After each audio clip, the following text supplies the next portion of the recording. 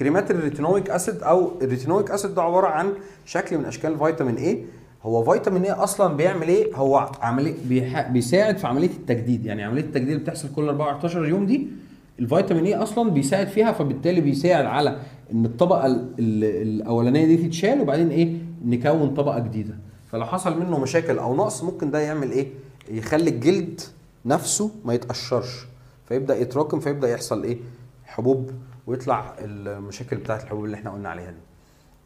طيب فبالتالي ده بيريجوليت او بينظم عمليه ان الايه الطبقه اللي فوق دي تتشال.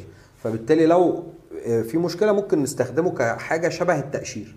تمام. هو ميزته كمان ايه؟ ان هو بيضاد للالتهاب، مضاد للعدوى، بيقلل برضو البكتيريا، وكمان بيبدا ايه ينظم ان هو بيشيل الطبقه وكمان بيتحكم كمان في افرازات، يعني هو بيشتغل على الاثنين، هيقلل الافرازات وفي نفس الوقت هيشيل ايه الطبقه. مشكلته الاساسيه ان هو ما ينفعش يدهن في الشمس.